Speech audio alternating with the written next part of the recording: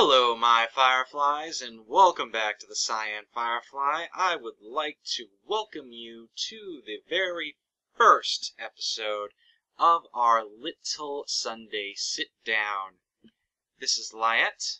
And this is Azalee. And today, we'd just like to have a little chat with you all. So, doing anything this week, Azalee? Personally? Come on, this is a talk show. We're supposed to be talking.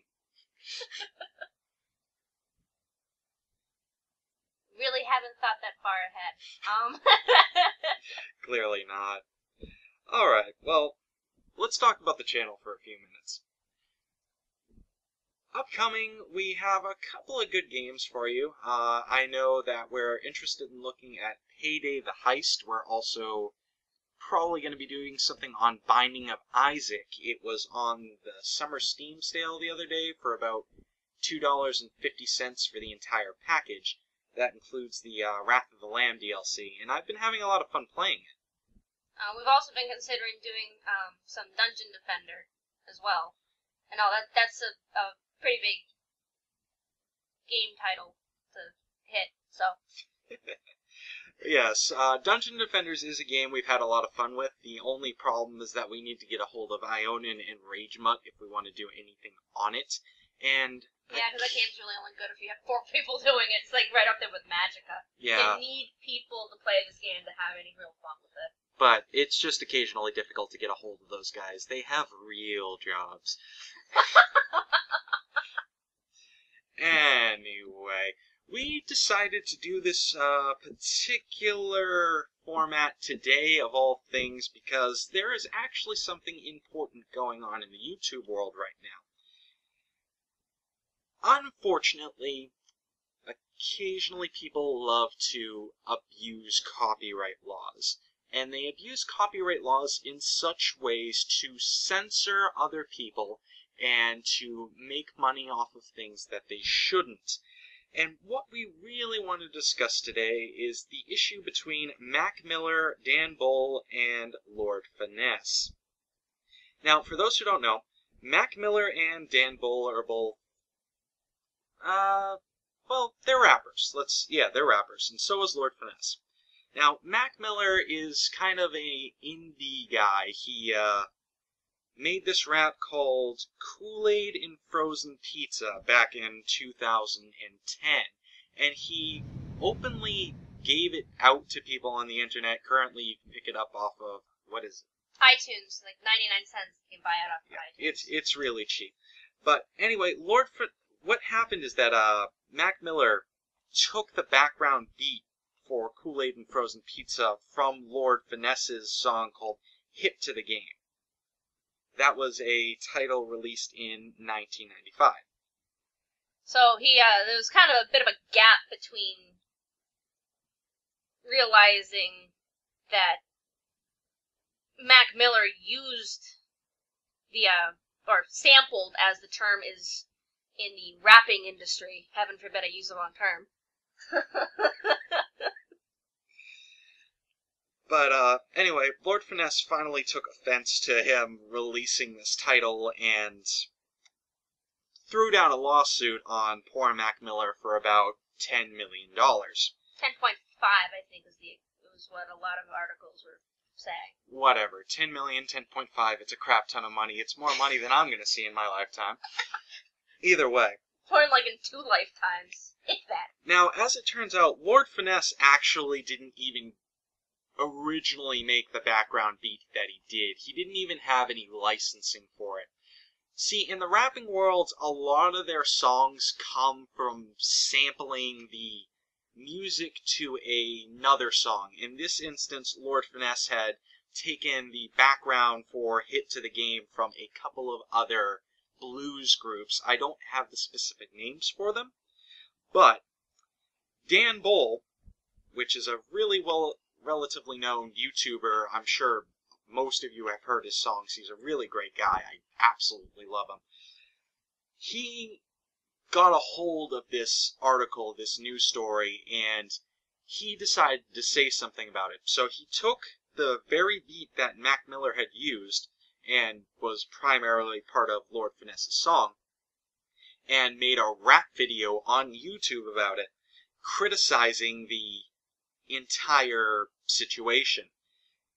Now, what ended up happening is that Lord Finesse, or at least smackdown on him. Well, Lord Finesse, or at least Lord Finesse's lawyers, got a hold of this video, and they reported to YouTube that it was copyright, when in reality it falls under several fair use laws in America and several fair deal laws in the UK, as Dan Bull is a UK citizen.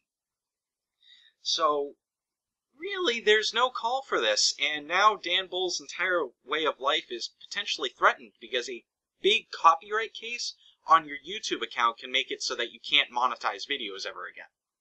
Yeah, and Dan Bull's got like what 6-7 years worth of material on his channel. Like a lot of his stuff is absolutely amazing, and the amount of work that he puts into this stuff is like, why would somebody want to do this and damage somebody else's livelihood like this? It's ridiculous. Well, quite simple. What Lord Finesse is doing is he's abusing copyright law to try to censor any opposition against his lawsuit against Mac Miller, which is completely ridiculous. It's censoring free media for the purposes of trying to promote your own ridiculous situation. I don't know why they are doing this. Money talks. It's all about the Benjamins and who has the most of them. And it's a matter of, I've had a livelihood that I've had so much money, and I don't want to give it up. I don't want to give somebody else a chance. Like, that's one reason why music industry, movie industry, video game industry can be some of the most difficult things to get into, because it's a niche market. It really, really is, no matter how you look at it. If you don't have the in, you don't get it. If you prove that you got the medal, somebody's going to try to undermine you. Well, I kind of know how that is being myself, because I'm a YouTuber, as are you at this point, because technically you're my co-partner here. And what is wrong with you? Everything! You should know this by now. But anyway, as a YouTuber, I realize just how hard it can be to get into this industry. You have to pick up fans, you have to really try to be your own personality, which can be hard in some instances. The hardest thing to do about the YouTube thing is figuring out who you're portraying. It's also a matter of finding your core audience and getting the word out to them. But that's getting a little off topic. Let's refocus. Now, there are other instances of crap like this happening, and we actually are doing this talk show in Minecraft for that very reason. A lot of you are probably aware of this. There was a situation, I think about a year ago now, where Bethesda sued a very well-known indie maker. He made this very video game, Notch. Notch decided to step out of the Minecraft world for a little while to start working on a game called Scrolls. Now, as soon as Bethesda's lawyers caught wind of this, they threw a lawsuit down because they thought that the Scrolls IP might potentially interfere with their Elder Scrolls IP. Now, the games had absolutely nothing to do with each other other than the word Scrolls. The thing is, you can't copyright a word, and that was one of the biggest And not to mention, it's such a general use word. I mean, yeah, exactly. You could look up scrolls and just Google scrolls and see how many hits for different things to get. I mean, come on. But anyway, this game had absolutely nothing to do with the Elder Scrolls. It wasn't an RPG. It was a card game. Mm-hmm.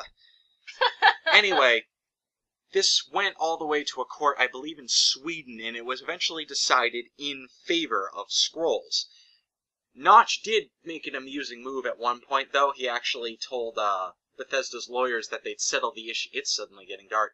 They'd settle the issue over a Quake game. Unfortunately, Bethesda's lawyers denied that, but that probably would have been the most badass settlement ever. I would have loved to see a game for that. Hold on while I reset the time here. We don't want creepers spawning and attacking us, do we? Oh, yes, look, lights! You might notice our very, very lovely studio here that we spent so much money on. It only has a couple of walls. And a million leaks. Yeah, I should probably get to patching that roof when we get a little more money. Yeah, a little money. You want to pay for the rubber roofing that's going to fix this up? I don't think so. As you can see, we only have 3 walls. Can't afford 4. And part of our floor is actually grass. And we can only afford a nice little wooden sign there. We actually have to use dirt to determine where our camera is, because we can't even afford to hire a cameraman. So, there is that. Anyway. There are even more cases like this. We have John Breswinger versus Ubisoft. This guy had a book called Link, and he tried to sue Ubisoft over their games Assassin's Creed due to similar elements in it.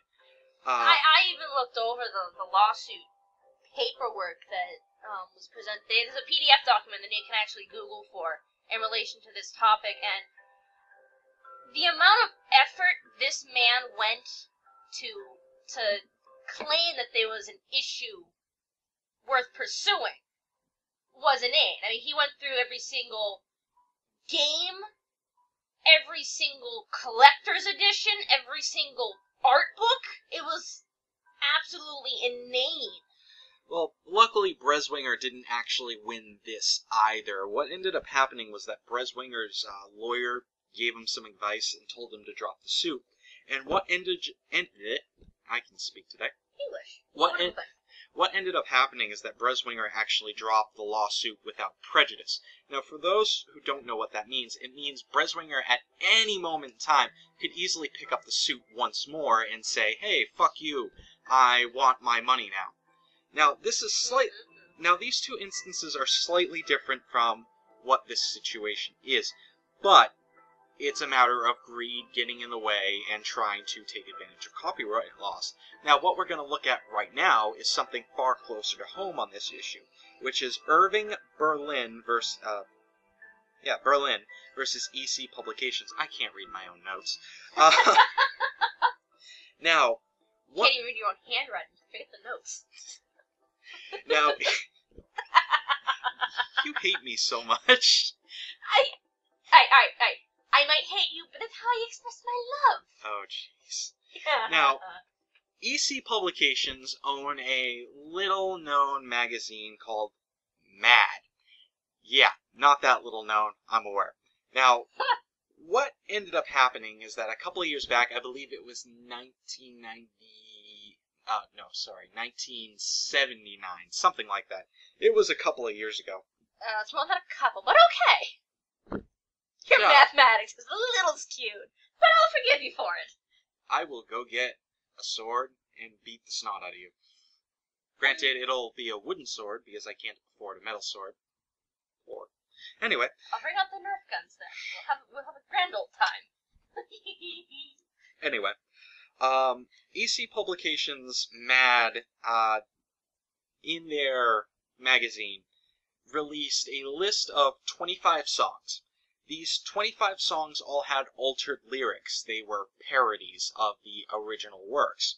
And Ivan Berlin and a couple of other artists, or at least the companies that represented those artists, decided to sue Mad. I believe it was something for like $25 million. Eventually, after some court battle back and forth, it was eventually determined that parodies of songs do not violate copyright, even if they use similar music to the original. That is an actual quote from the judge that went on the case. This case was escalated 2 times. It went to the Circuit Court and it went to the Supreme Court. The Circuit Court held up the decision and the Supreme Court refused to even hear it, supporting the Circuit Court's decision on the matter. Now, what this eventually led to is something that's known in the industry as the Mad exception, which specifically permits parodies of songs that include the same music but have completely changed the lyrics. Now, a pretty good example of that would actually be a recent song titled Starships by Nicki Minaj. There was a complete, well, consider it a cover because the music is all the same, but the lyrics have been changed. Starships was completely rewritten by a small artist called I Am David Vo, and the only thing that he kept was the background music and the chorus line, the hook. Everything else was changed, and the song is, in my opinion, really, really well done. There are a couple of artists that actually have made a living off of making parody songs. Specifically, and I'm sure a lot of you know who he is Weird Al Yankovic. Weird Al Yankovic does this stuff all the time. He takes a very popular song, he just bastardizes it in the most hilarious fashion. Yeah, he just rewrites all the lyrics, he keeps the same tune, same kicks, same everything, and he just rewrites the lyrics. I mean, isn't it mostly considered an honor if Weird Al takes a song and, like, butchers it? It typically is. Professionals think that it's one of the greatest things. Like, I'm sure all of you know of the song Riding Dirty. I mean, I don't like the song, but whatever, that's personal preference. He turned around and made that into White and Nerdy, which is a song I absolutely love. I think it's freaking hilarious. He's done that with several other things. And there are also a lot of YouTubers out there, some really well-known YouTubers, who their entire method of living is based off of doing this stuff. For instance, Dan Bull. Go look him up. What Dan Bull does is he takes the main theme song to... or various theme songs and mashes them together. Well, yeah, he takes the main theme song of any given video game and he makes rap lyrics to it. He made a Skyrim video, he made a Mass Effect video, he made a... trying to think here. Assassin's Creed, which we already mentioned. And they're really amazing. Like, seriously, pause the video right now, go to Dan Bull's channel and check him out. He's a really great guy. I mean, another one is like Tabascus. He does the exact same thing. Oh yeah, the literal trailers. I completely forgot about those. I mean, we've got the Axis of Awesome. That's slightly different. They're not YouTubers. Well, there are various songs that are very popular that would not be possible without the Mad Exception that are not YouTube-based. For instance, you've got Lay Internet Medley, which is by the Gag Quartet, which takes a bunch of really relatively known songs that were all memes at one point and puts them all together in one big mashup. Well, that isn't specifically like just taking one song and rearranging it, it's taking a whole bunch of songs, which some people might think is plagiarism. But the way that they did it is just great, and it follows under the Mad Exception rule here. And to play off of that point, there are ways that people can avoid the copyright infringement laws, and the biggest known way is to take a piece and significantly change it. Not minor changes, but significant changes between like 9 and 15 changes. And for a good example is Lay Internet Medley. They significantly changed the music. They significantly changed everything about it to make it an original piece that could be sold, that could be monetized. We also have, and you mentioned them before, is Axis of Awesome, who made a song called Four Chords, which basically takes, what is it? It's a ridiculous amount of songs. It's like 34 to 40 different songs and mashed them all together into one thing. All based off of the same 4 chords that Journey really hammered home in Don't Stop Believin'. They also did Bird Plane, which is a parody of Superman by Five for Fighting.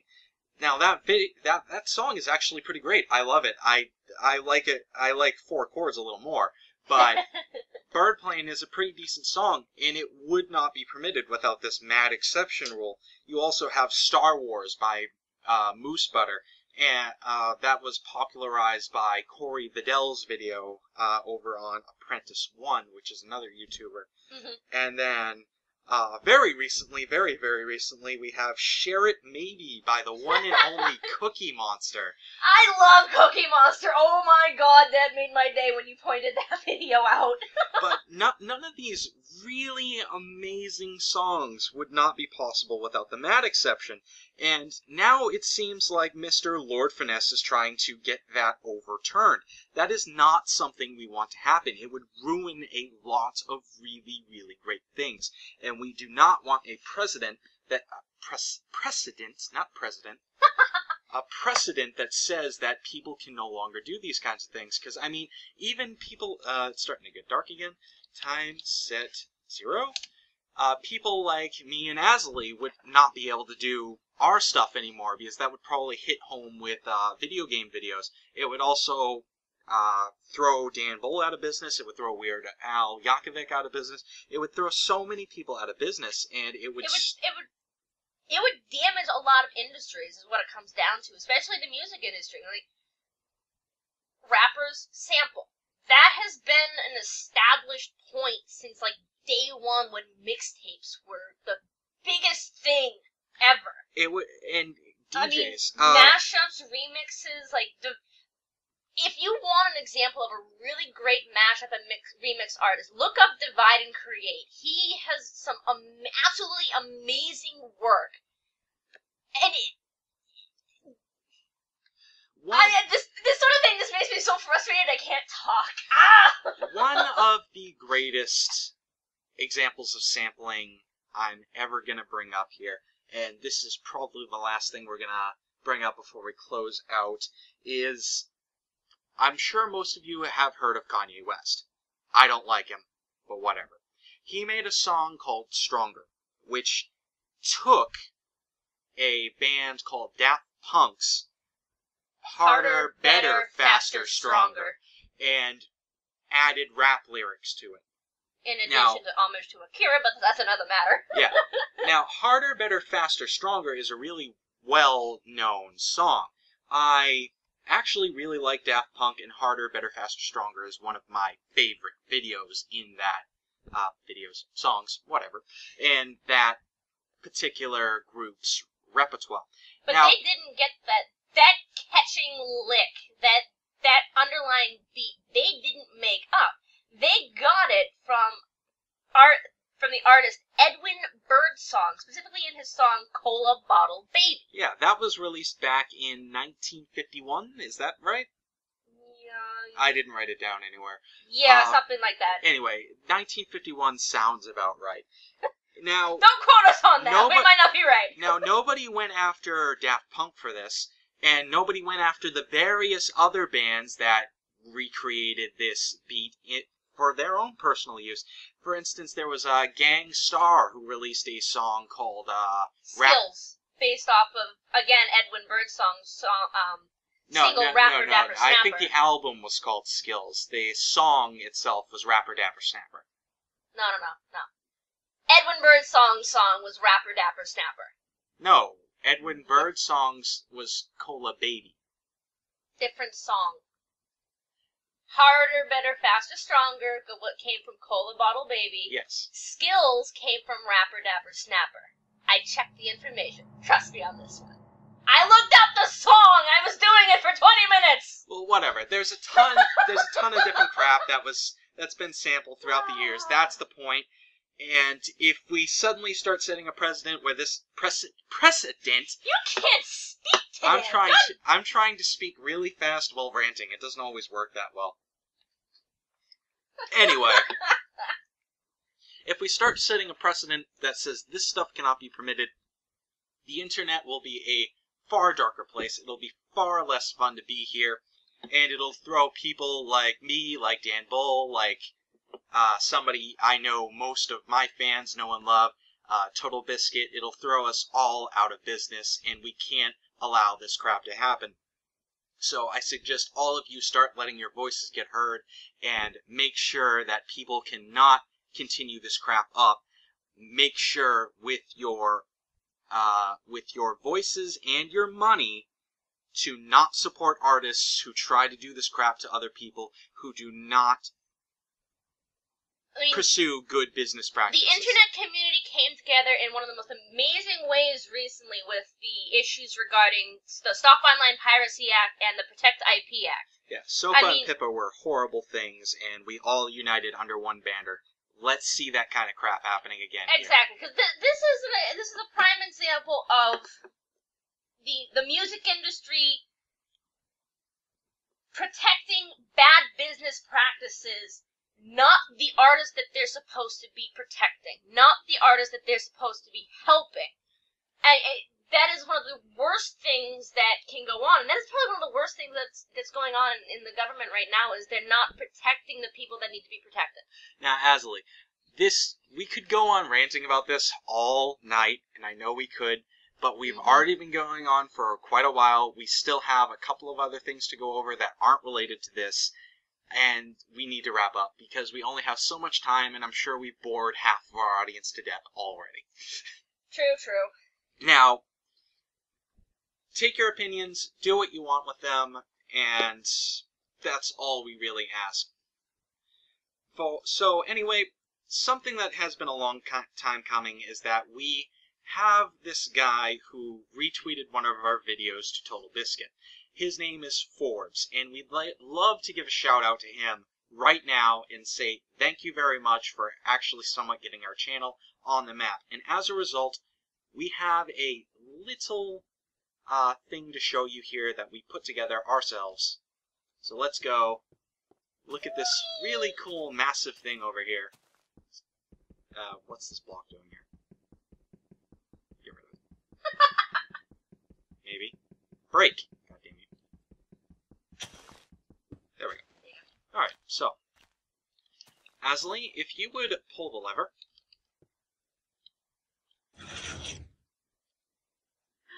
What is this? Oh, sorry, not Forbes. FOMAS. FOMAS 2932. This is a glorious statue made out of gold dedicated to you for being an amazing person and making sure that our message got to all the relevant people. Now, I'd love to say that this will stand here as a testament to all time for you, but unfortunately, we could not really afford this. The IRS is like knocking on our doors right now, so we gotta run! The IRS will be checking in on us soon for a massive loan that we made about this, so we have to go and sell off this statue really quickly and hide... a few kidneys and... Yeah. Whatever relevant body parts that we don't exactly need. So we're going to hide all evidence that this even existed, so enjoy it while you can, and that'll be it. Anyway, so this has been a lovely, lovely time. We have actually very much enjoyed speaking to you all, and we hope to continue speaking to the internet in a very similar format from this time onward. Please tell us what you thought of this particular video and whatever we could do to improve any further Sunday sit-downs. But for now, this has been Lyat. And this has been Asley. With the TheCyanFirefly. We can currently hear the sirens going louder, so we're gonna book it. Catch you all later. Bye! Run